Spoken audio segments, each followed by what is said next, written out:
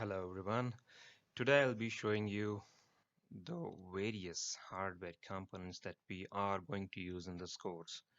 So let me first of all introduce you with the exact board which we'll be using in our course.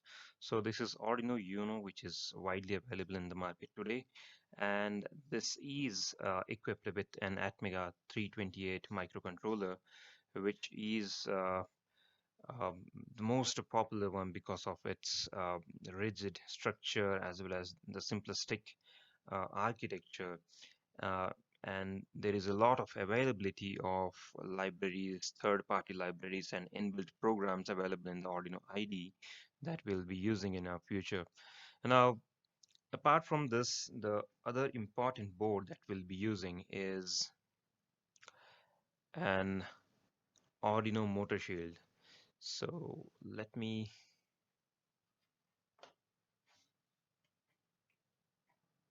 focus this a little bit.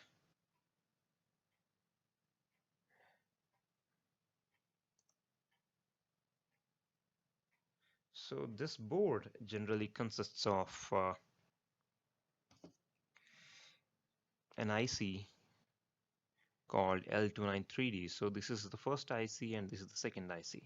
So this is motor driver IC number 1 and IC number 2. Both are of the same variety, that is L293D.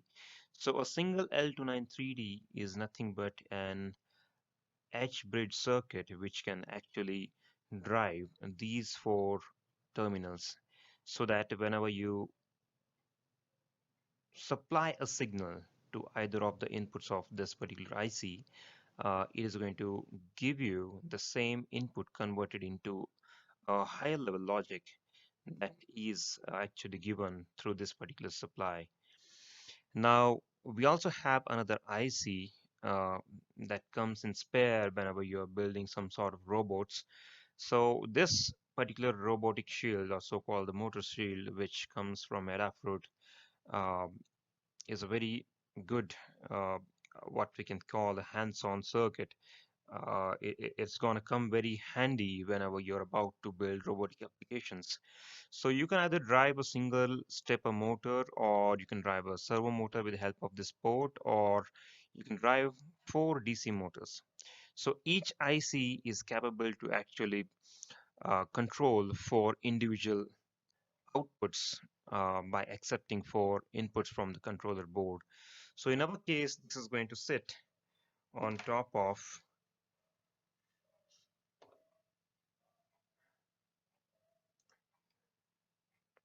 our Arduino board. So we are going to simply stack this particular board on top of our Arduino. So this is going to happen something like this. So just apply some gentle pressure on both the sides. Make sure that the first pin on your right bottom corner and the first pin on your left bottom corner properly match. Otherwise, you may jumble up between the 5-volt and the ground signals, which are very near to each other. So just making sure that the first and the last pins on both the sides are exactly matching, you gently apply some pressure, making sure that there is absolutely no gap left on both the sides. So once this is done, you are ready to uh, go with building any robotic application with the help of this particular board. Now, in between, we have an IC called shift register, that is 7495. This is for some purpose used internally by this motor shield for some sort of shifting logic, where only 3 pins are used for transferring the data to multiple pins. Maybe for some sort of stepper based applications and servo based applications, we need to pass on the same set of data, like maybe say 101, to be given to consecutive pin numbers. So in those situations, this particular shift register is going to come handy. Uh, so you will be understanding this in a much better perspective if you actually connect a servo motor on these pins, or a stepper motor on either of these particular output ports, and try to roll it. Now, in our applications, we're going to simply use DC motors, especially they are going to be bow type motors like this. I'll cover that part in a short while. But these two are the main boards that we'll be using in our video. Now the third sensor, or so-called the third electronic board that we'll be integrating in our course is this. So this is nothing but an IR line sensor. As you can see, we have an IR transmitter and a receiver. You will be getting this particular sensor board individually. So I have currently used a set of these washers, screws, and spacers all together to properly mount it on my robotic chassis. So you will be getting a couple of these in this package when you subscribe to this particular course, and you need to make sure in case if you're trying to purchase this particular board by your own, then you need to make a couple of things uh, very clear. That is, there are a lot of IR sensors available in the market, but whenever it comes to selection of a sensor, a slight geometric variance in the arrangement of the sensors is going to definitely either completely ease your job, or it's going to become totally hard one. Now, I have properly chosen this particular arrangement just for the reason that I would be able to easily sense uh, the crosses available on the path, or the T kind of paths that are available on a track, or it would be either a left turn or a right turn. So if you have a line sensor array, so currently I won't call this a line sensor array. Definitely it's a line sensor array, but they are not linear. So if you observe uh, in this particular axis of my pointer, only these four sensors are falling, whereas these two are as good as on your y-axis. So you can imagine like this is my x-axis and this is my y-axis. So on my y-axis, I have these two sensors which will be sensing a linear path, which is going to be falling in the frontal uh, path of this particular robot whenever it's traversing forward. And similarly, this particular horizontal sensor line, whereas the sensors 1, 2, 3, and 4 can be used for sensing the number of obstacles that are actually coming in between the path. It would be either a white or a black one. So as of this sensor is concerned, whenever I have a black surface and if that hits this one, it is going to give me a logic high. So you can consider like this is going to be turned on whenever you have uh, some black surface available. So you can consider like this is by default the black line sensor array. So it depends on the position and the transistors that are actually imparted into this circuitry, like whether it's going to give you 1 for a black surface or it's going to give you a 0 for a black surface. So the beauty of this particular IR sensor is that uh, the first advantage that you gain is these are perfectly, I would call geometrically perfect shape for sensing something where we need to identify the junctions of a path. So we'll be covering this in our next video, where we'll be discussing about what is a maze and how to exactly control it. So for time being, just remember that we have to select a sensor which has some geometric position like this, as far as the bottom line sensors are concerned. Now, the other important advantage that you should find in your sensor is these potentiometers. I hope you're able to see this. These are, so let me pull them out. Okay, so these are potentiometers. Totally, there are 6 potentiometers, as you can see. I can use any of a screwdriver like this and rotate this to control the sensitivity of this particular IR sensor to identify the distance at what it is going to sense on the surface. So in total, we have this Arduino board, and then we got this motor shield, and as a third board, we have this line sensor array, which is having a geometric shape like this, and some sort of potentiometers available on the same board for controlling the sensitivity. Now, the third advantage of this particular board is that it's offering me analog output as well as digital output. As of now, I'm going to use this particular board, uh, and as you can observe clearly that we have these pins A0 to A5, which are not used. So if I show you more clearly, like if I pull this out, you can see that these 6 pins are going to actually connect are going to be actually connecting to this particular last set of pins on my Arduino board. So what exactly are these pins? These pins are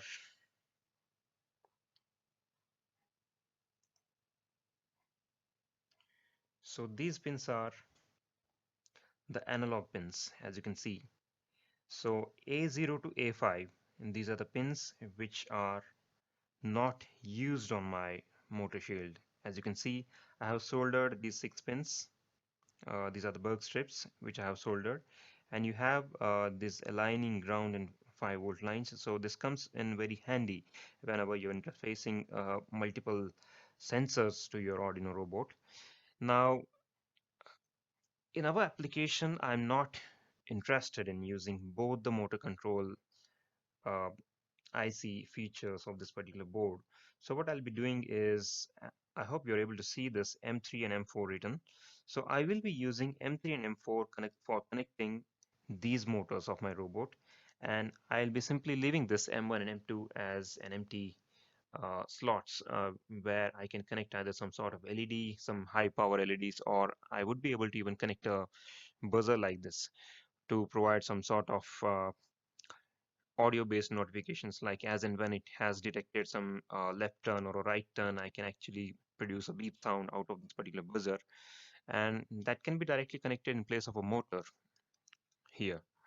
So it's not mandatory that you have to use this motor shield just for controlling motors. Obviously you can control this for uh, controlling any sort of DC load which is going to consume some sort of power that is going to be equal to the power consumed by these motors.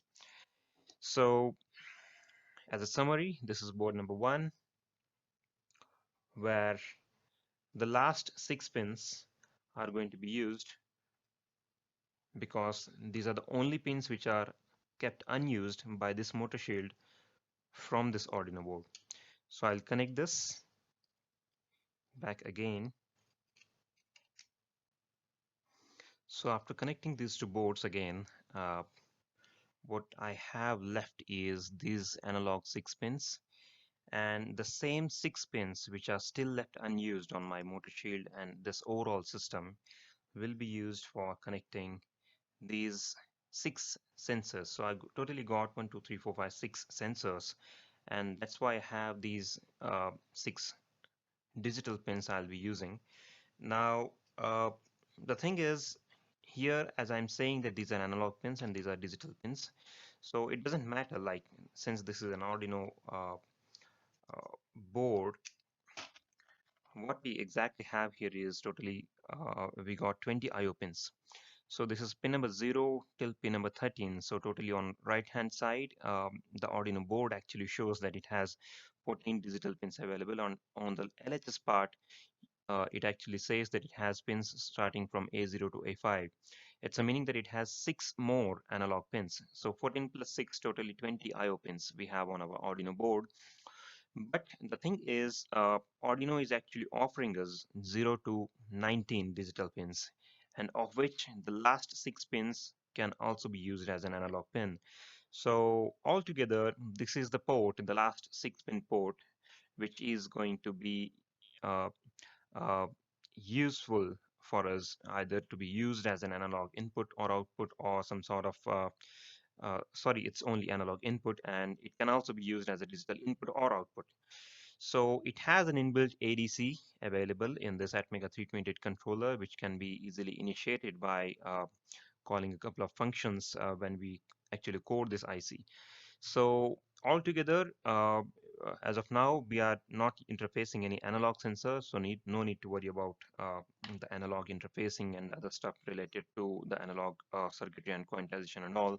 But as of now, just imagine that we got an IR sensor which is giving us analog as well as digital, so it's always easy to read the digital pins easily. So I'm preferring to use the digital port to be interfaced with this A0 to A5, that is the last analog port, which is also a digital port of our Arduino board. So the used 14 pins on the shield and the unused 6 pins, we are using almost everything. So that's the reason. I mean, you might be having a confusion like why we only using this particular port. If you ask like, if you have a doubt like, why am I not interfacing those IR sensor 6 pins to any of the digital pins on my right hand side? So I can't use it because I'm using the shield.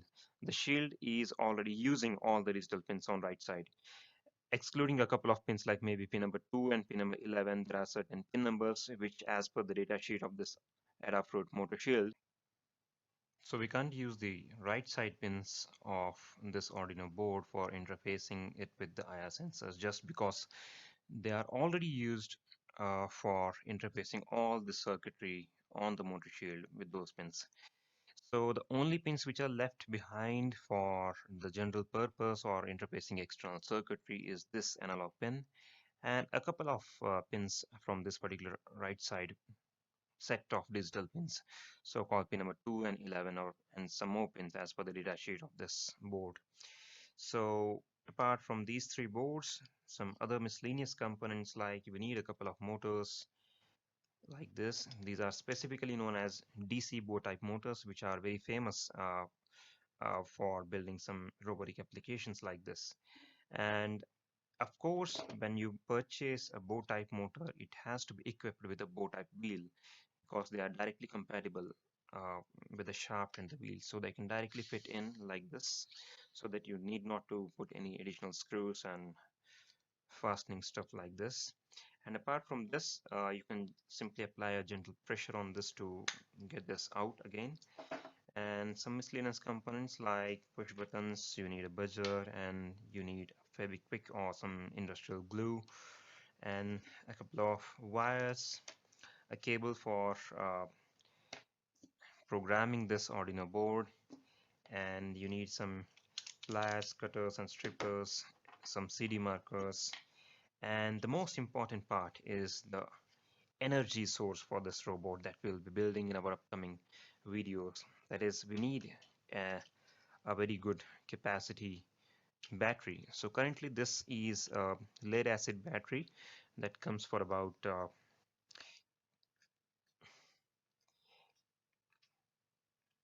few rupees, few hundreds of rupees, and this battery is of currently 6 volts and 1.3 Ah. So I have placed currently this upside down, so I won't be able to show you the readings, but it simply has sealed containers for its polarities, so it's completely leakage proof and you can easily charge and discharge, and it easily can last for about a year and a half. And this is the chassis that you'll be getting along with this course, so you can call this as the top plate. So you may or may not get this button, so I have custom built this particular chassis for especially making this video.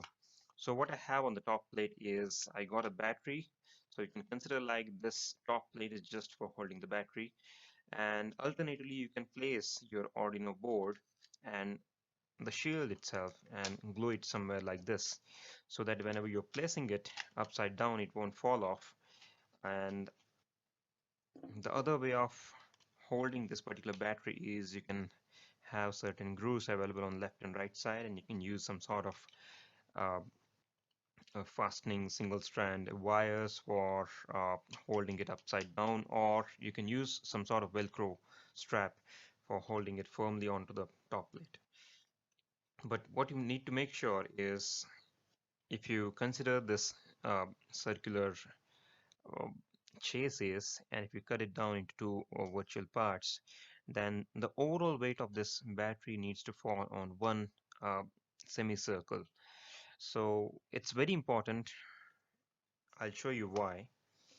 Because we got a bottom plate where I have already used a Fevikwik to apply it on one of the side of these motors and simply place it like this. So what I did was I have taken this plate. It was looking something like this on the top side. So I'm going to place a drop of a glue on this side, and I'll place it like this, and I'll place the other motor like this. So this is what I have done on the bottom side. So now it's ready with the bottom plate and the motors completely fastened to this particular chassis. Now what is this? And this is known as a caster wheel. So it looks something like this. You can either go for fastening it with the help of some screws like this, or you can simply use a Feviquick to directly attach it to this one. So there are a variety of possibilities, either use some industrial glue or use some extra, what we call external uh, support, like what I have done here. So I have used a piece of plastic to actually maintain some sort of gap, so that whenever I'm placing uh, these wheels onto the bow type motors, they must be properly aligned. Like whenever these wheels are on your floor, then this particular surface must be exactly in line with this particular surface of the wheels. So it's very important that you maintain and observe some geometrical aspects as and when you build this particular robot. And this is how we actually build a bottom plate. And you may or may not have these holes available exactly in the way you're able to see in the video now. But for some reason, if you get a different kind of a chassis, uh, go ahead and simply build it by attaching the motors to the bottom plate and then attach the wheels. It's a very simple process, so I won't be showing it in detail. Uh, and the most important part is the arrangement of this particular sensor. Now, if you observe it in this way, now it's much clear that these two wheels line on a single line, I mean in a single surface, and also this caster is on the same surface. So as you can see, point number 1, 2, and 3 make a triangle, and this is exactly falling on half of this particular chassis. So if you observe, when I place this on the ground, then the overall weight must fall on the back side, also called the rear side, on which side you are having this caster. So the overall idea behind building this particular robot with two wheels and a caster is that whenever you do this, this is going to either fall on the front side or on the rear side. Depends, and it completely depends on the weight management. So here we are going to take the help of our top plate. And if you observe, I'm not placing it like this, but I'm placing it in this way, so that the overall weight falls on the rear side. And if you observe, I have used certain lengthy screws. So these are currently 3 mm screws having 2 inches length and a couple of nut bolts kind of arrangement. And I have already got these holes drilled. So you can either go for these alternative spacers. So currently this spacer is of near about half a centimeter length, but you will also easily find some lengthy spacers as good as this 1 to 1.5 inch length. So either go for these spacers or you can directly attach these screws depending upon the availability, but just make sure that you are maintaining some proper amount of gap between these two plates. So if you observe, these top plate screws are exactly entering into the bottom plate grooves, which are already drilled perfectly for this one.